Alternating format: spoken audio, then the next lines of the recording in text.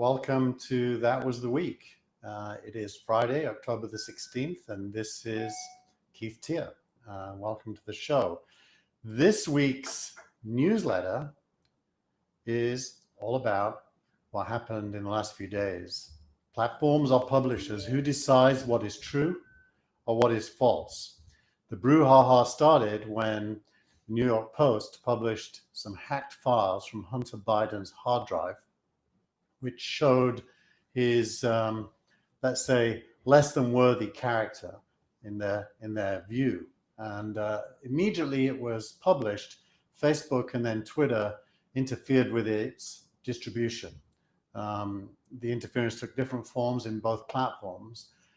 And what was surprising was almost immediately Jack Dorsey of Twitter intervened with his team to say that that was an inappropriate intervention, and asked his team to look at the policy, and the policy was immediately reversed. Facebook, on the other hand, hasn't made any changes. Now, these decisions by Facebook and Twitter produced a lot of reaction. Let's start with John Battelle. This is, John Battelle. John Battelle is very well known, I'm sure, to those of you who lived through the Web 2.0 era. When Facebook prevented the post from being distributed, he said, "Excuse me while I point out the most fucking obvious thing in the world. When it comes to what an editor actually does, we draw lines about what is and is not acceptable, either as fact, as truth, as hypocrisy, or what is in the public interest. That's the damn job of journalists, to call bullshit. And regardless of Facebook's long-standing claims to not be a publisher or a journalistic entity, the truth is these actions prove the company understands it is an arbiter of facts, truth, and the public interest. The simple reality is this: the company has tried to have it both ways for too fucking long. It's time we treat Facebook for what it is, a media company, subject to the norms, responsibilities, and behaviors we all expect and demand from our media providers." So there Battelle is making the case that Facebook is not a platform, it's a media company, and it did the right thing here, acting to prevent things that it disagreed with from being published. Kara Swisher on CNBC had a different take. That's kind of ridiculous to treat them like they're utilities or that they're part of the government, because they're not. There's lots of opportunity for the people to know. They don't have to know it from Facebook or Twitter anymore. They have to know it from the New York Times. You don't have to buy the New York Times, or you can buy it or whatever.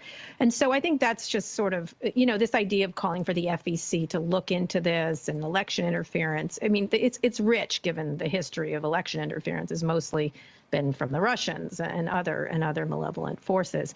So, and also with the FCC, they don't have a quorum, largely because this administration has not put in the commissioners necessary, approved the commissioners necessary. And so, unfortunately, when Josh Hawley was calling for bringing this to the FCC, he knows full well they can't meet because they don't have a quorum. And so the whole thing is just a lot of noise right ahead of the election. You're going to see a lot of these stories sort of pop up and suddenly bubble up. And I think it's going to be a real problem for these companies. And they're either going to have to very much explain what they're doing or not do it at all, which I think is what they've been doing for years now. So now that they've waded into this, they're going to have to wade all the way up to their neck. So Kara, basically, different take, but she agrees with Battelle that these companies have every right to interfere because they're private companies, and more to the point, they should. And the FCC has no business to get involved. Something, by the way, that the founder of TechDirt agrees with.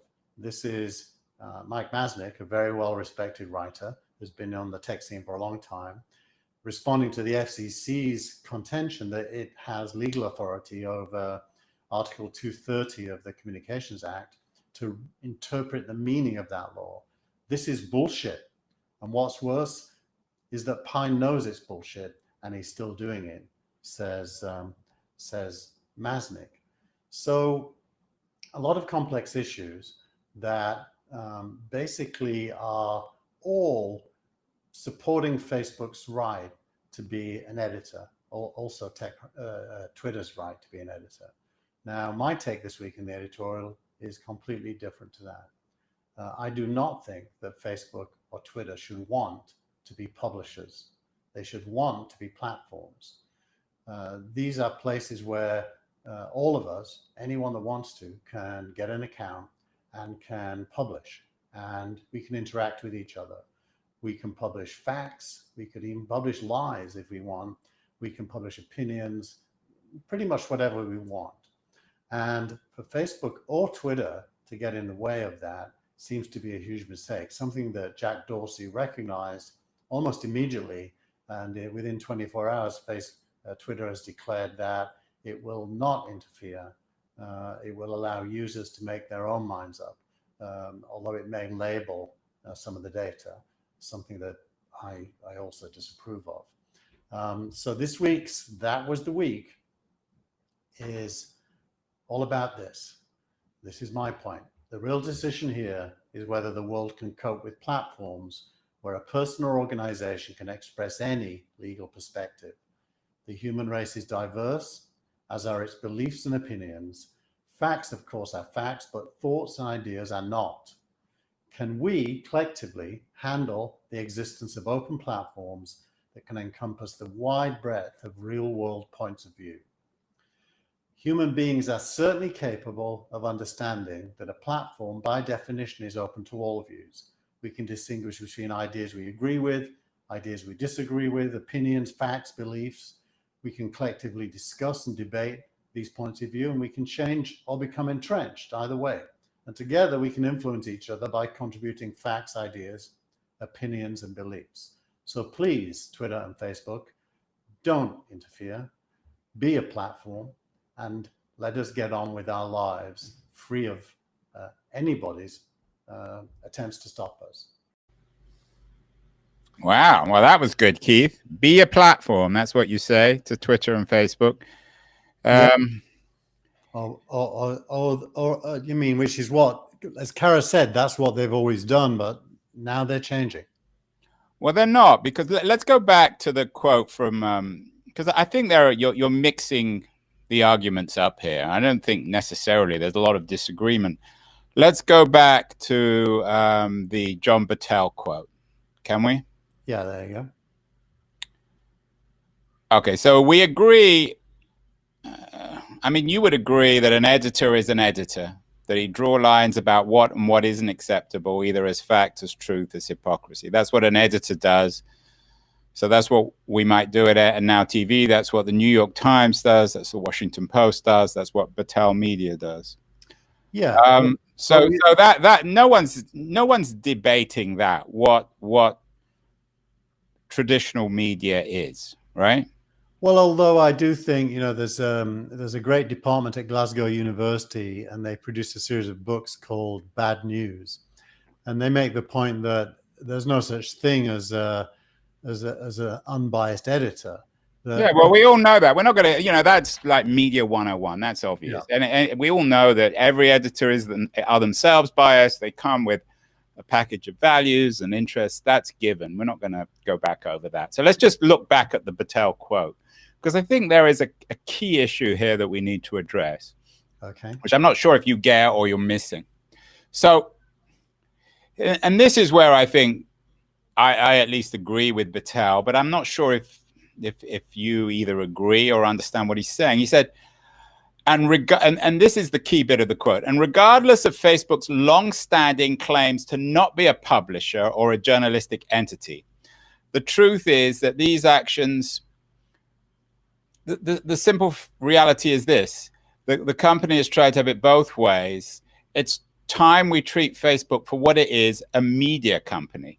And I think his point, for better or worse, and I don't necessarily think we all love the idea of these platforms if they could exist in the real world, but the reality is they don't. And the reality is that Facebook is a media company.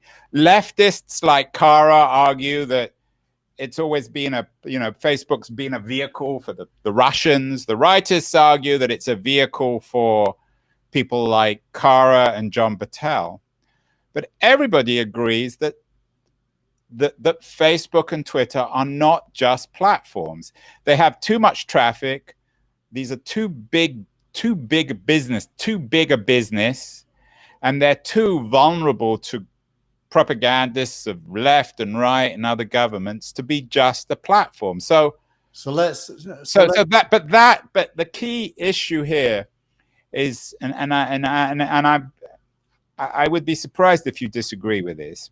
That's the reality, for better or worse. However, these are not just platforms. So, Andrew, you're going to be surprised then, because you said a few things there. You said there's too much traffic. Well, no, I didn't. I said that they have too much traffic just to be disinterested. These are massive multi-billion-dollar, trillion-dollar businesses, and everyone has some interest one way or the other.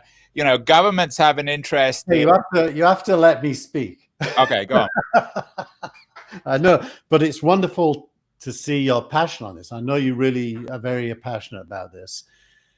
I do think that the nature of a platform is that it is ubiquitous. Like the telephone network globally is a platform, and it has massive traffic. Right. The text network, SMS and MMS, same.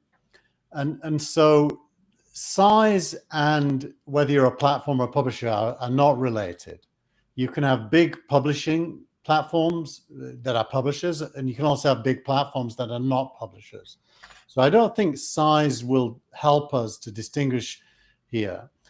I also think that if these things are publications, they are the least focused publications you've ever seen, because every point of view on earth lives on them.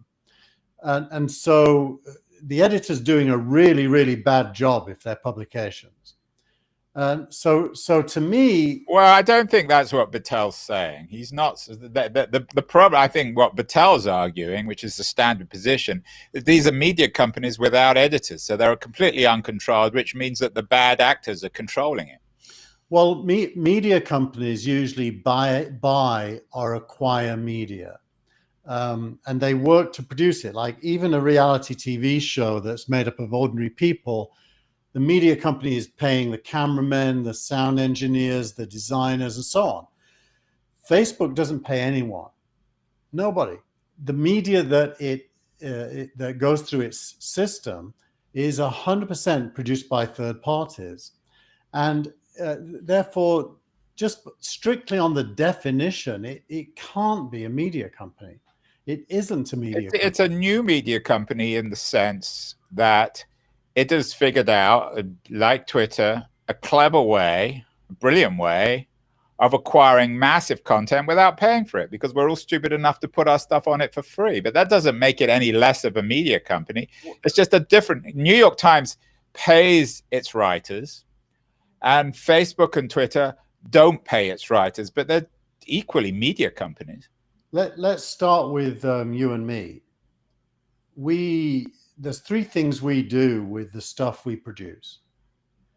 Photos, whatever. The first thing we do is we keep them for ourselves. They're private. Right. Okay. Facebook actually gives us ways to do that if we want to use it, but I personally use Apple for that. Okay. The second thing we do is we share selectively. Facebook gives us ways to do that as well, but I tend to not use that. I use WhatsApp or I use iMessage. Then the third thing, which is the new thing, that, and by new it's 20 years old, but it's relatively new, is the stuff we produce, we make public. We publish it. We are the publisher. We publish it. So Facebook excels at allowing us to be a publisher. Right. The question is, if you give someone the ability to be a publisher, are you yourself also a publisher? I don't think so.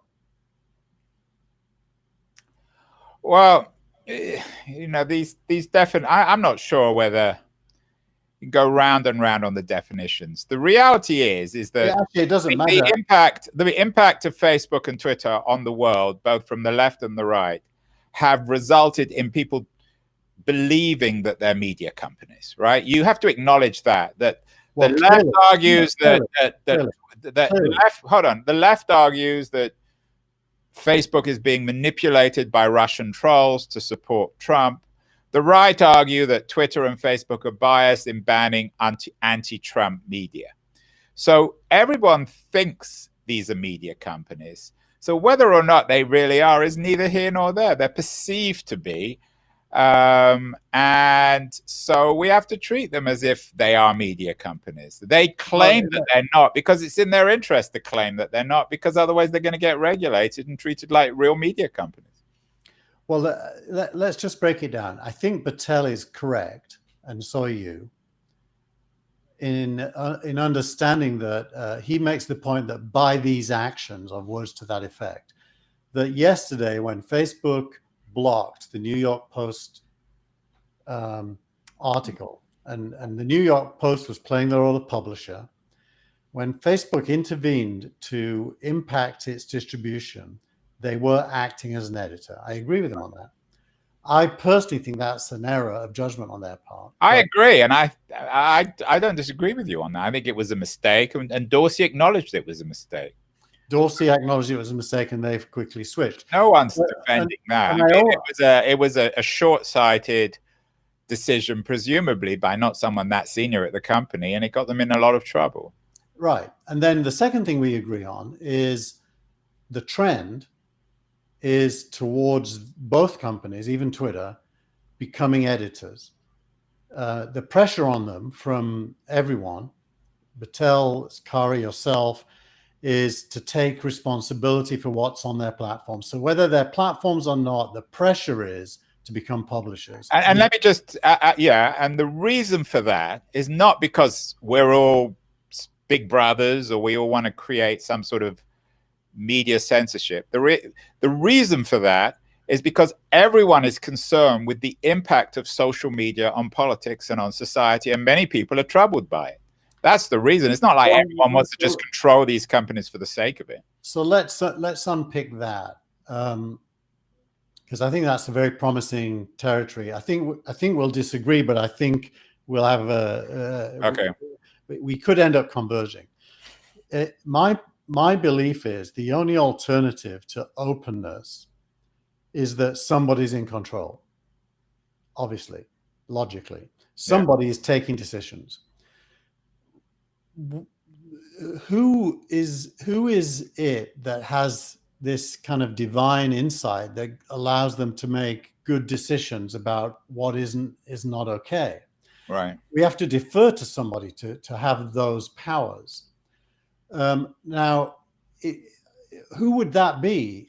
Okay, but let me. So I agree with that, but let me come back here. The critics of social media companies, like myself and Battelle and Kara, and many others, all argue that these companies claim that they're the public space and that they're completely disinterested. But the reality is that they are manipulating the system, the algorithm, for their own interests, which generally tend to be commercial. I don't believe they're either leftists or rightists. They're private companies that are driven to make money, particularly Facebook. Yeah, well, and there was an extremely good piece in the Wall Street Journal, which is a right-wing newspaper, about Facebook's undermining of left-wing networks. So the politics doesn't always fall into place here. Yeah, I share your idealism on platforms, but the reality is that there is always someone in control, whether it's some government bureaucrat or Mark Zuckerberg or you and I. There is never such a thing as an open network. Well, yeah, I think you're conflating openness with goals. Facebook has goals, you're right, and its goals are not measured in terms of left and right at all. Its goals are measured in terms of engagement and reach. Right. It's an audience. It is an audience network. Right. So the one bit of media company that it is an audience network. They even call it that, I believe. They may have changed it recently. It used to be called the audience network. And so their algorithm is all about getting something read by more people more often. Yeah, I agree. Right. So that's not an unreasonable goal for a business. That's fine. Yeah, they're driven by virality. That's their Right. business model. Now, in order to do that, they try really hard to figure out what you're interested in. Right. Agreed. And so they reinforce bubbles. Right. Agreed. Intellectual bubbles. Agreed. And that means that it's rare to do what you and I are doing now, which is have disagreement between bubbles. It's rare to have a proper discussion. It's less and less likely that there'll be a proper discussion. So all of that's true, and that's baked into the algorithms. But there is definitely no editorial intent there other than reach and engagement. So I agree with that. But would you accept that the consequences of that, of this echo chamber culture, has been quite corrosive politically, particularly in the United States? I definitely believe that, and I've been an advocate for a long time to go to the positive side of Facebook and others building tools to encourage engagement between different points of view.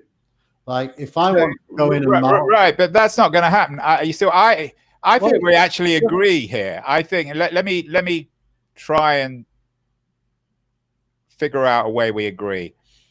I agree with your analysis of social media, but that contradicts your conclusion in your excellent editorial, excellent in every sense except it's wrong.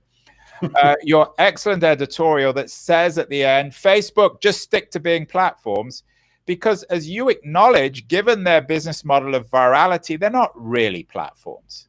They're not platforms in your ideal sense. Well, let's distinguish between commercial and non-commercial platforms.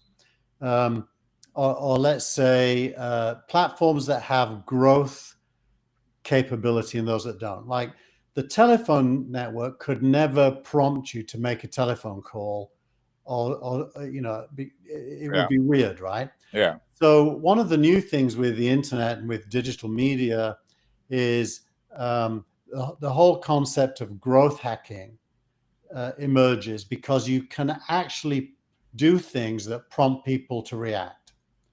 And you actually should be fired if you don't do that, because your whole job is to grow your network. That's the job. Now we as human beings choose to use it because it serves various purposes we have, and we allow ourselves to be subjected to those prompts, or sometimes invisible prompts. And it seems to me that goes with the territory. Now imagine that there was a Facebook that wasn't commercial. It was exactly the same. Yeah. It had no interest in engagement or reach. It was a pure utility. Yeah. Well, firstly, it probably would be boring. No, it wouldn't, because it would contain it would contain all the opinions of the world. I think it would be the reverse. It'd be less boring than Facebook. Well, if you go there, then you have to say that discovery would be possible on it, things you didn't previously know about. Yeah. Which means that sharing or friends telling you about stuff would happen. Yeah. It would be less of an echo chamber. And this, I think the solution here, I agree about some of your ambivalence about the government, and I agree that aggressive control of Facebook and Twitter is inappropriate. The real opportunity here, and this comes back to the core issue, the core thing we've always discussed on this show, is innovation. There is a great opportunity for two things: private networks that have figured out ways to solve the Twitter, Facebook problem, but secondly, also public networks, public nonprofit initiatives, like the one that's being pursued by Eli Parisa, who you should get on the show, who was the guy who came up with the very idea of echo chambers in the first place. He was the one who pointed. He's a long-time digital activist who pointed out the problem in the first place. So I think there are two ways of figuring this out: either with a public utility platform connecting all the different networks, or social media alternatives to Twitter and Facebook. Yeah, I was the founder of a mobile app called Just.me that tried to do exactly that. Right.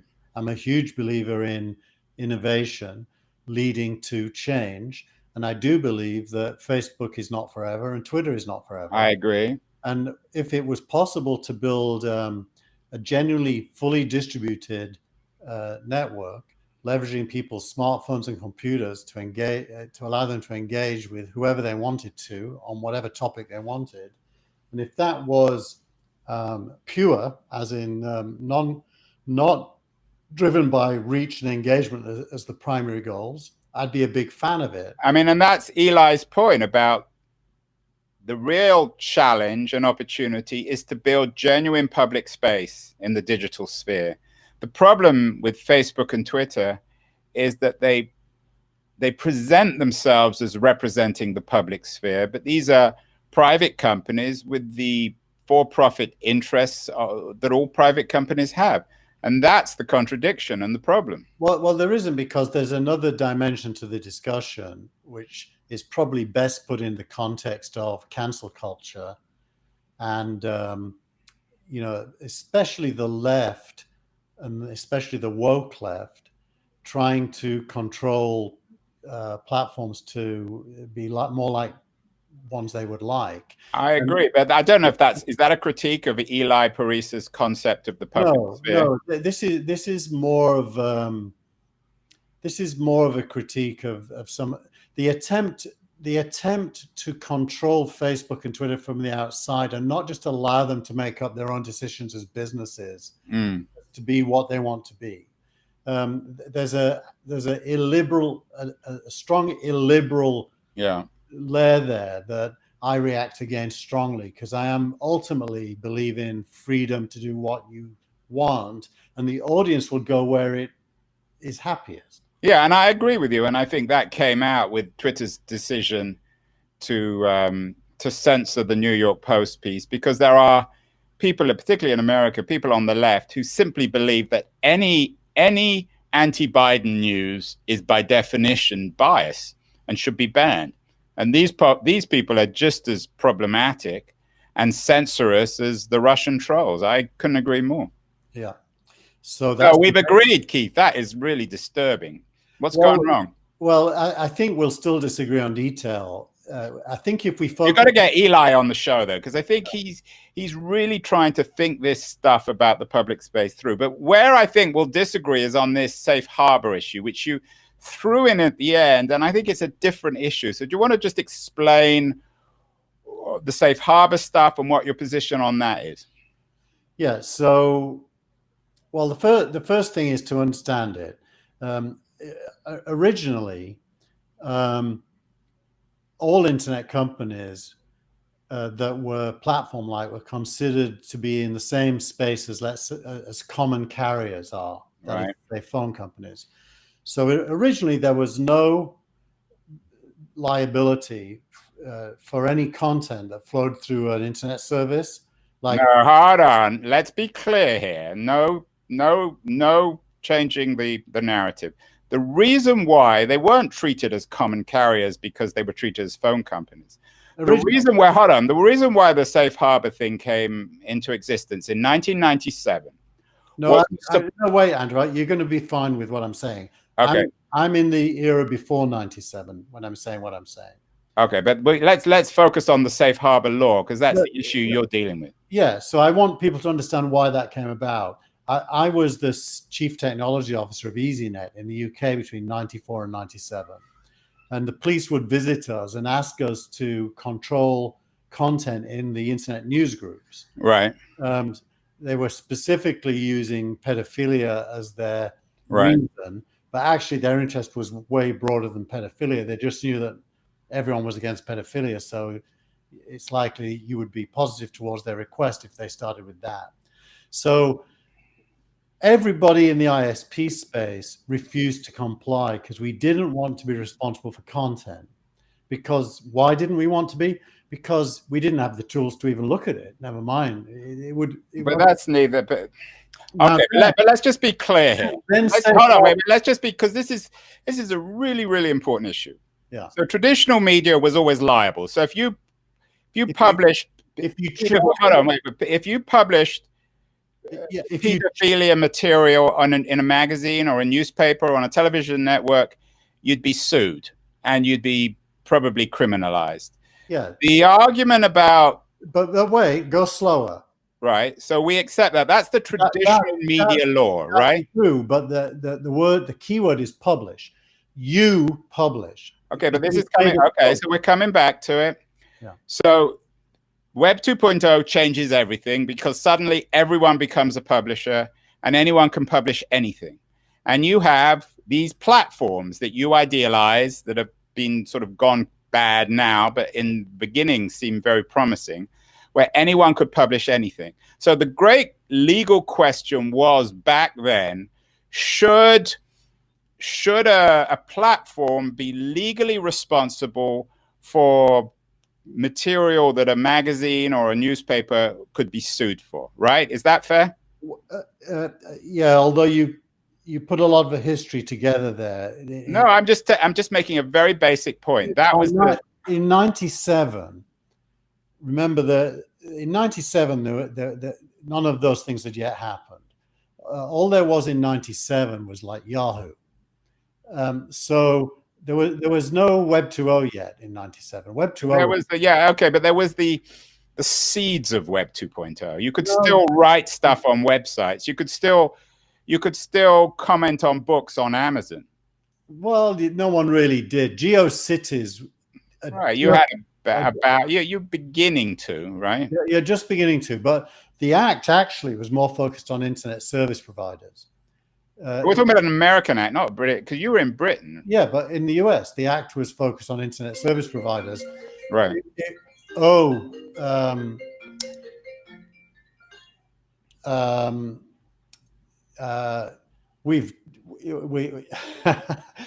live audience. That was my phone ringing because it's 5 to 3 and I've got a call at 3 o'clock. So let me just say what I was saying. Can't you put it off? This is real time now TV, Keith. Tell them to wait.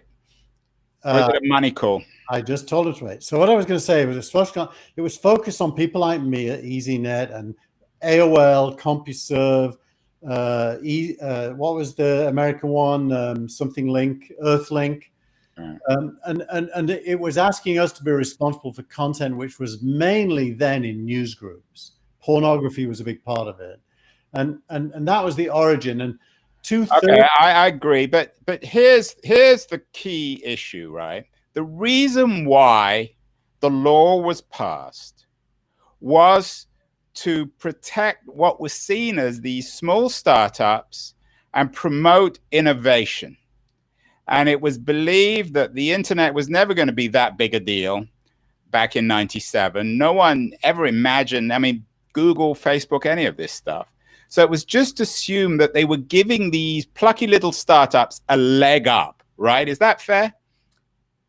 That was certainly not the primary purpose, although it was a subtext, yes. Well, what was the primary purpose? The primary purpose was to introduce the concept of any accountability at all. It was a carve-out.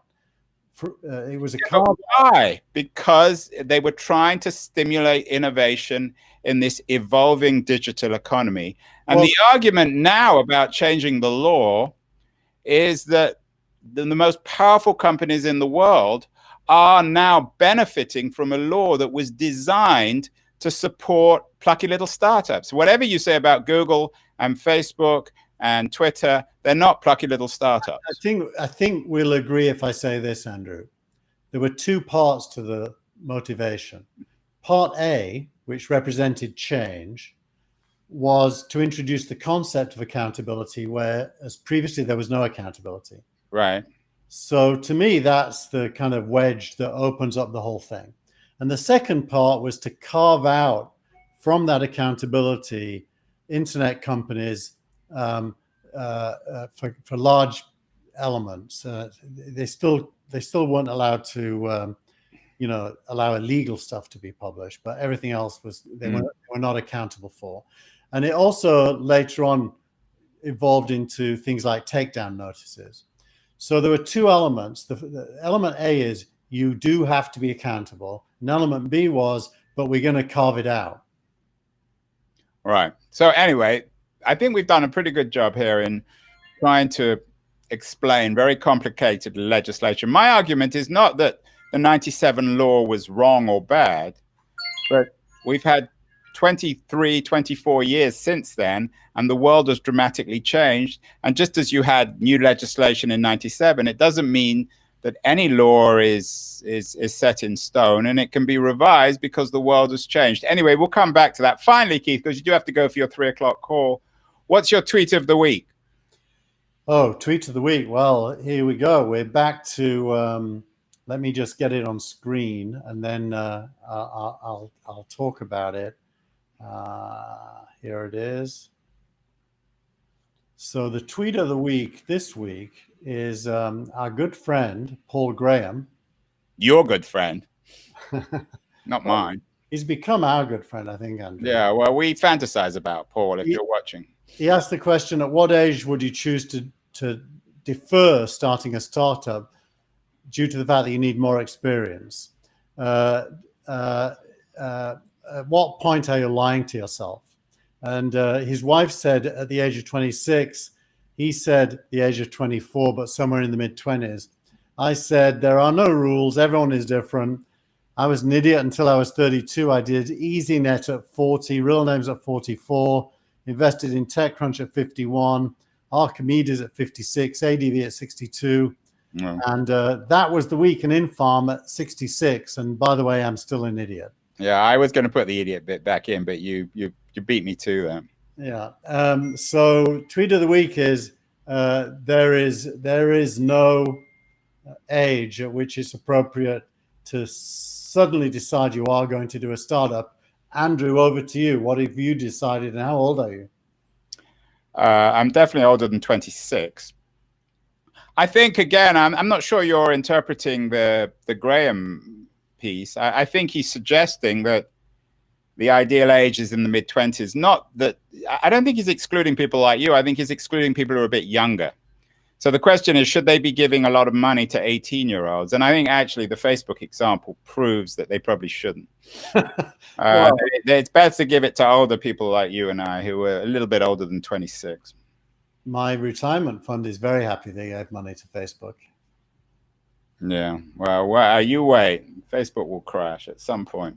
Well, this was definitely a week, Andrew. We started a new format. I like the new format. I thought your editorial was excellent. And I think next week we should get Eli Parisa on the show to talk about what a public network, or what a network in public space could actually look like, because Eli's been giving it a great deal of thought. Certainly he can do much more justice to this idea than I can.